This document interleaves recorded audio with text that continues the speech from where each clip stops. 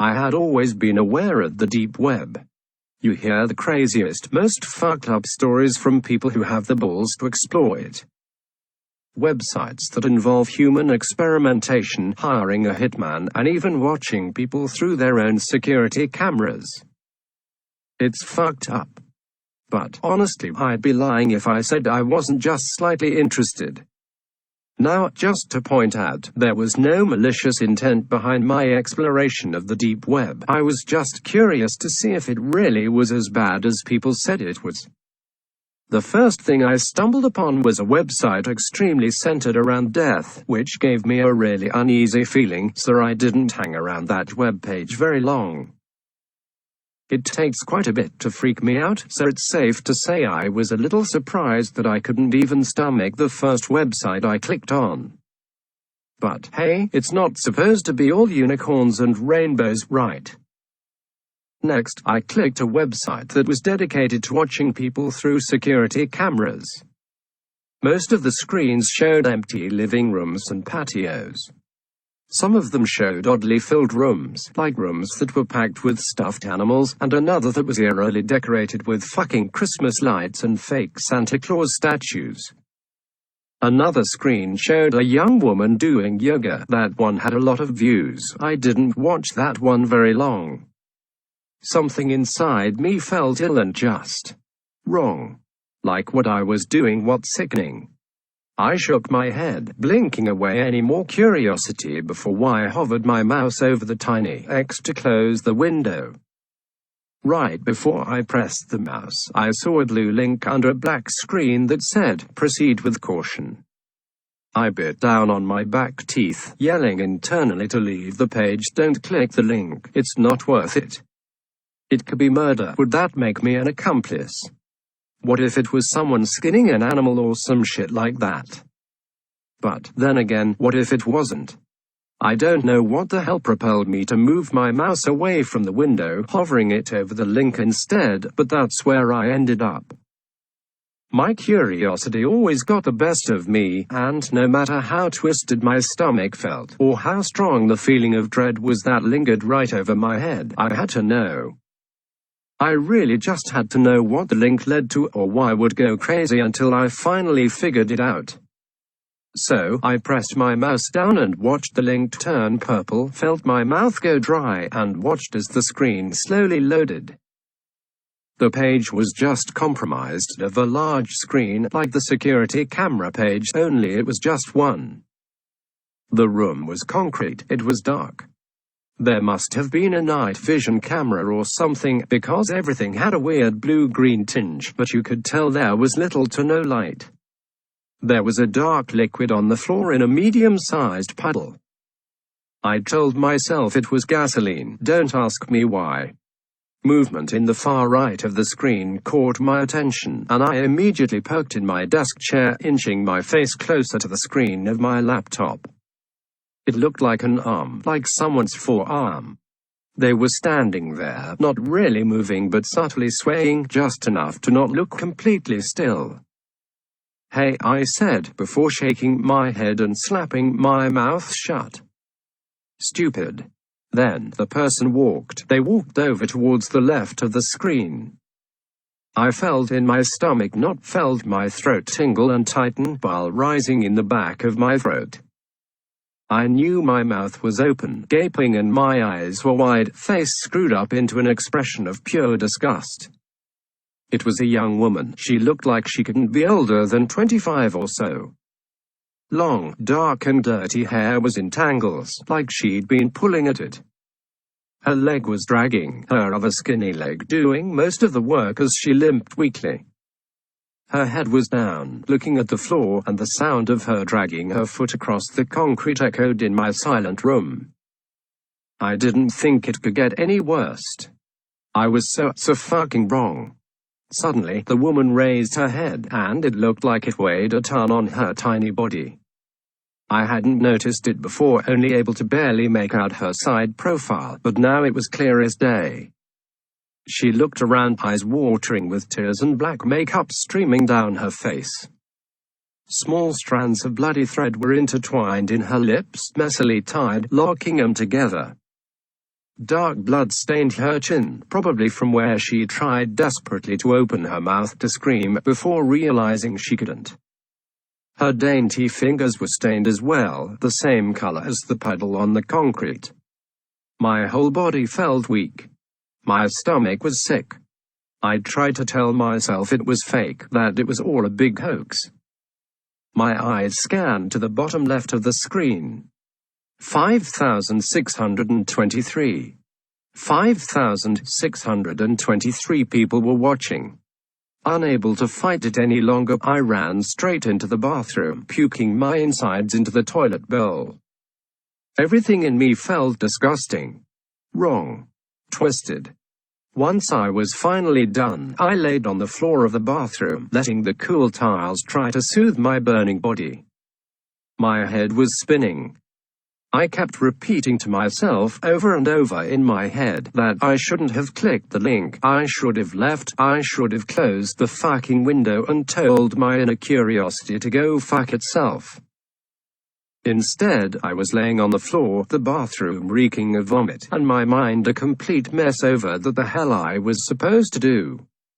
Should I get the link and send it to the police? Should I call them now? My first instinct was to copy and paste the link, just in case, then call the police and inform them of what was happening. Maybe they could trace the IP address or something.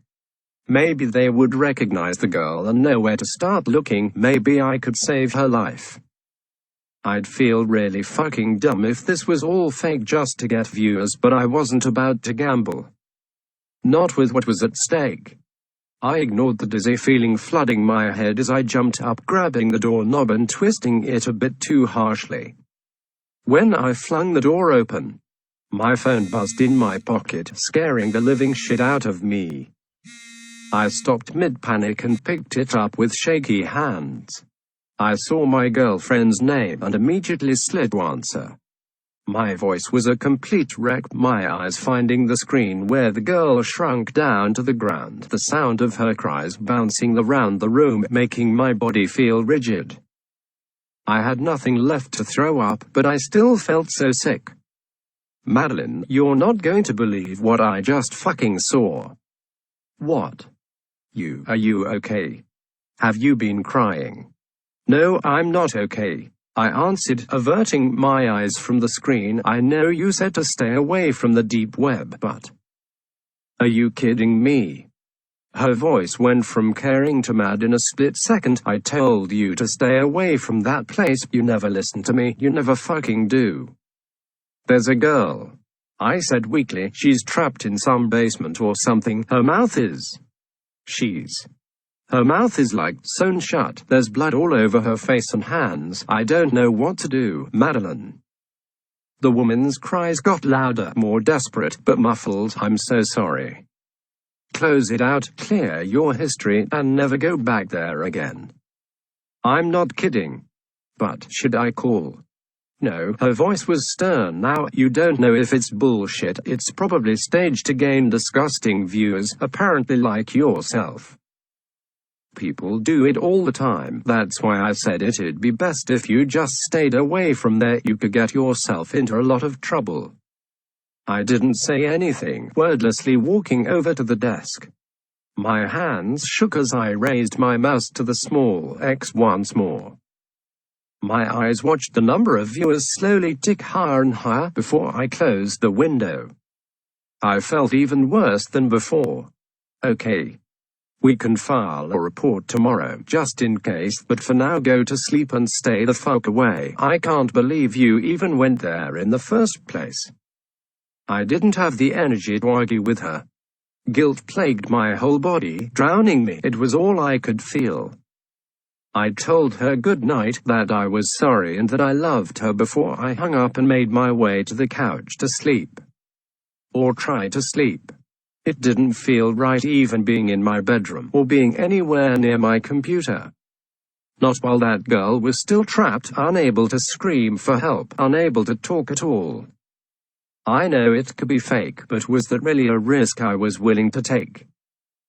I looked up some Google searches over what was fake on the deep web and read multiple stories about staged webcam videos, which made me feel a little bit better. It didn't make the sick, guilty feeling go away, though. It's safe to say that I didn't get much sleep. Every time I closed my eyes or even began to drift off, I would see the woman's face, the thread laced into her lips, the blood staining her mouth, her fingers, the floor. I continued to grow more and more anxious and uneasy, deciding that maybe getting out of the house, heading over to the local CVS and picking up some melatonin might help. I threw my blanket off, slid on my shoes and grabbed my keys and wallet from the nightstand. The cool air felt amazing and did wonders to calm the whirlwind of thoughts in my head. I went to check the time, realizing I'd left my phone at home. Not a huge deal, the store was only a few minutes away from my house. I ended up buying melatonin and a stronger sleeping pill just in case those didn't work. I also got a pack of bottled water to help rehydrate after I vomited up all the contents in my stomach earlier. By the time I got home, I felt much better. Which lasted about 3 seconds before I noticed that my front door was wide open. Now, I may have been in a state of shock and panic, but I never ever leave my front door open or even unlocked. My heart immediately began to race. I got out of my car, closing the door quietly and unlocking my trunk, grabbing the crowbar that I keep in there. "Who's there?" I yelled into the house, waiting for any noise. "Who is in there?" My own voice was shaking and weak. I was met with complete silence.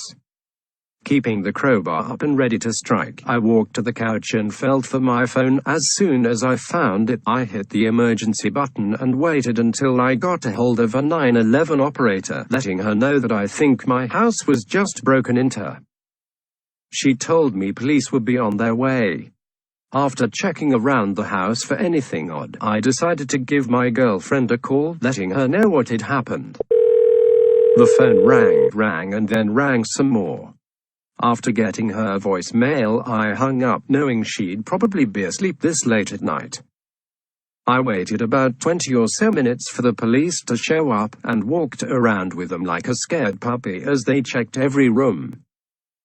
They ended up just having me fill out a report telling me they'll keep patrol cars in the area, just in case anyone else gets hit. As they were leaving, I checked to see if Madeline had called back yet, but there wasn't any missed calls. I, however, did notice several outgoing calls to her cell phone. Outgoing call to Madeline, 3:12 a.m. Outgoing call to Madeline, 3:14 a.m. Outgoing call to Madeline, 3:17 a.m. Outgoing call to Madeline, 3:20 a.m. And then another one at 3:56, which was around the time I'd gotten home. My mind went into an automatic panic, knowing for a fact that I did not make those calls. I quickly checked my texts, reading one I'd apparently sent out at 3:23 a.m. "Hey, can't sleep. Gonna come over, mind leaving the back door unlocked so I can get in?" I didn't send that message. My stomach dropped, my heart thudded loudly in my chest as I noticed her reply directly underneath. "Sorry, I was sleeping. Thanks for waking me up, by the way. Lose your key again. It's unlocked, don't be too late." Single quote. Without a second thought, I jumped up, running to lock all the doors and windows in my house, keeping the crowbar tight in my hand as I ran to my car. I drove as fast as my little Civic would allow all the way to her house, ignoring any stoplights. It only took me 3 minutes to get there, but I still knew it'd be too late. I made my way to her back door, feeling every cell in my body burn when I saw it was wide open. My face was hot, my hands were shaking, but I stepped in, crowbar raised like a bat, ready to swing. I tried to keep my emotions at bay as I looked around her dark house. "Madeline." I called out, "Are you okay, babe?" Nothing. Silence. "Madeline." A small scream came from her bedroom just up the stairs. My legs jerked to a run as I flew up the stairs, slamming her door open. I looked at her empty bed, her empty room. Confused, I heard the scream again. Only this time, I heard that it was coming through her computer monitor. I felt numb as I looked at the screen, noticing the same website I saw earlier, only instead of one woman, I saw two. The first was lying on the floor, not moving, in that puddle of dark liquid. I recognized the second girl, just as I had recognized her voice. My heart shattered as I saw her face, streaked in blood. The same threading was sewn into her eyelids, locking them shut. Her scream hit my bones, surrounded my body. It was all I could hear. Her face was twisted in pure terror. I cried pathetically as her voice began to go out, continuing to grow weaker and rasped.